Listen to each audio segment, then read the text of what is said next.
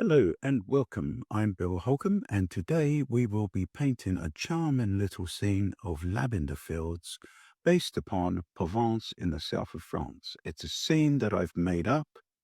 It's perfect for beginners because you can paint it in sequences, as you will see from the tutorial. So it's not too complicated, although the finished item looks quite busy. If you are a subscriber to our channel, you can download the sketch. And today we will be using the Fuumuui set of 9 brushes. So let's get started.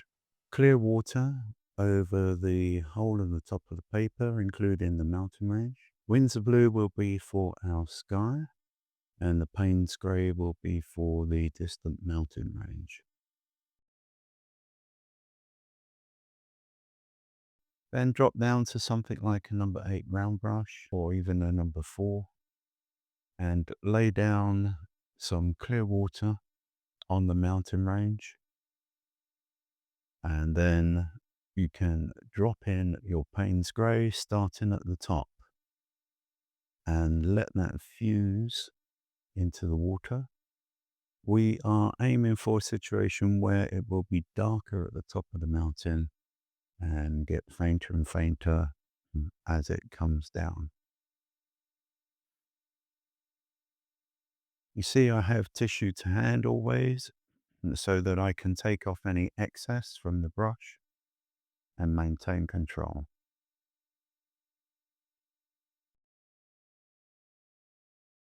Having done that, we dip back into the Paynes Grey and start at the top of the mountain and let it slowly fuse in.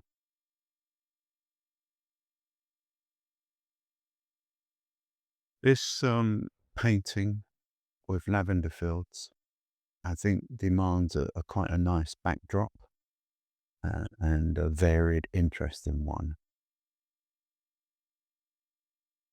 That's why I've made up this little scene, typical of Provence in the south of France,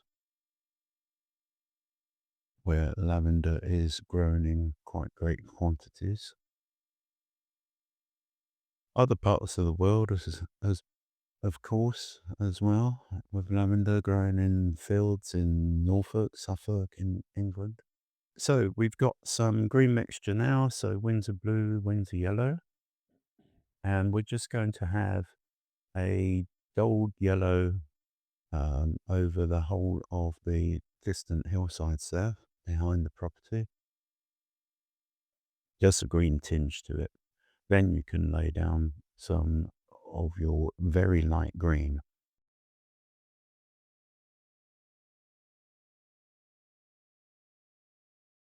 Once again, letting that fuse together and dry off with the hairdryer.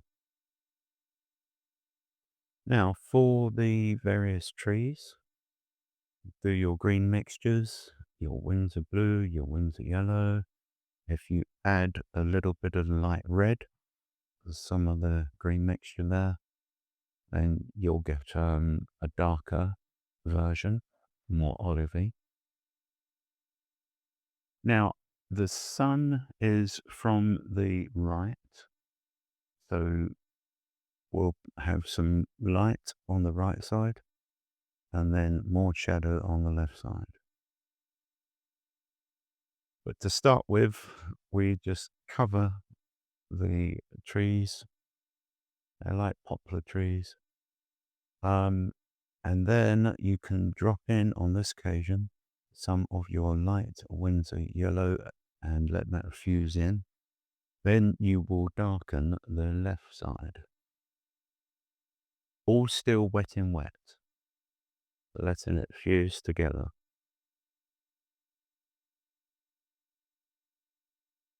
And later on, we can come back once things are dry and put even more detail in, as you wish. So because there's a lot of repetition there, we'll jump forward. All those trees receive the same treatment.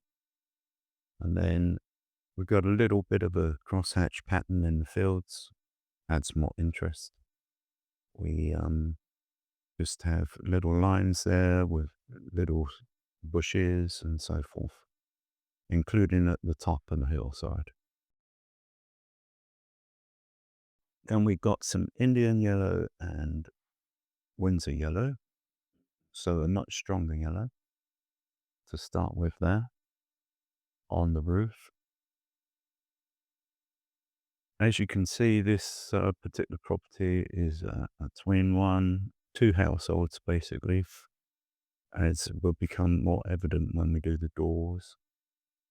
But once you've laid that down, you then add some Scarlet Lake.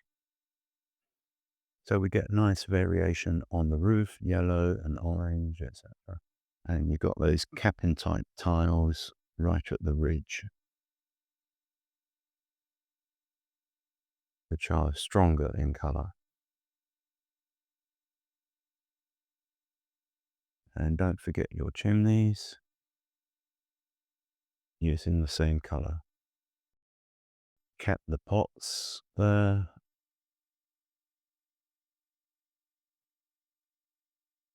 Then I mentioned the doorways at the front. You can choose whichever colour you wish. I've chosen red, Scarlet Lake. So lay those down first and dry them. And then you can do a little bit of dark for door frames.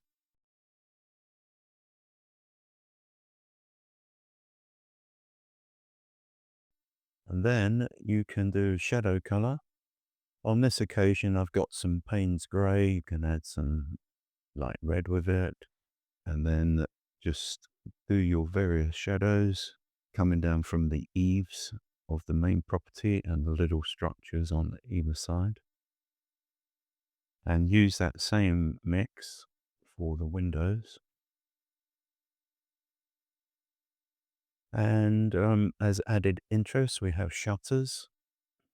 I've chosen a green colour for the shutters.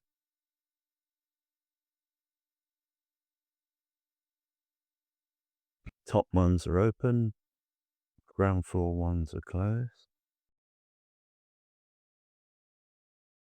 I have some little hedges at the front there. So your mix of greens, you can vary it as much as you wish. And then we will be dropping in some nice colourful flowers at the tops. Added interest and colour. Scarlet Lake on this occasion, because it's quite intense. So a nice colourful scene as a backdrop. Then we've got some yellow ochre and some light red. And we're going to do the pathway alongside the property. And we're going to use that colour for the various walkways between the various rows of lavender. Walkways that use for harvesting, separating the rows of lavender. Then for the lavender, Winsor Blue and Alizarin Crimson is our main colour mix. Later on, you will see we can add some white on this occasion. We'll be using some Liquitex. But when you lay that down, that first wash, have gaps, not just one bland wash. Make it varied. Have the lights first and then the darks dropped in and fusing in and leaving gaps. And here's a Liquitex. I have a little separate mixer, just a plastic container, disposable one, and mixed up some colour and some of the white. And you'll see this will take much more shape later on. This is just a bit of an underpainting at the moment.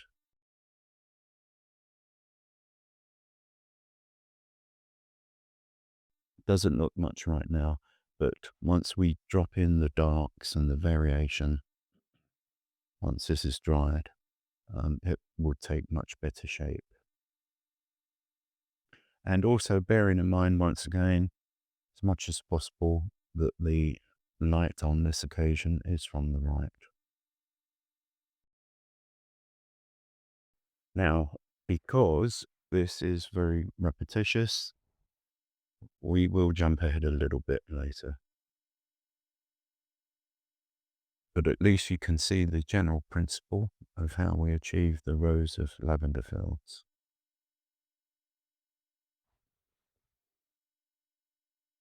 Still in the underpainting mode at the moment.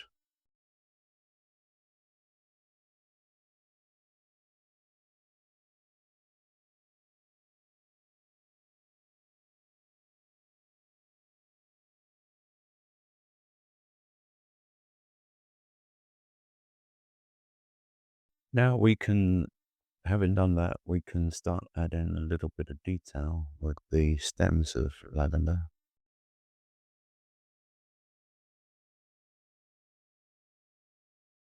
And they are varied according to the different stages of growth. You know, some are more blue tinged, some are more tinged with the Alizarin Crimson, etc. And then the combination of the two. Some have light areas in them, thus the use on this rare occasion with some of the Liquitex White. As I mentioned, we would be jumping ahead a little because of the repetition, but just preserve those walkway areas that you lay down first, but have the lavender overlapping them occasionally, just peeping into them so that it's varied rather than strict straight lines. And here we have the reveal, the finished painting. I hope you have a go at this one, something a little bit different. And thank you for watching, and we'll see you next time.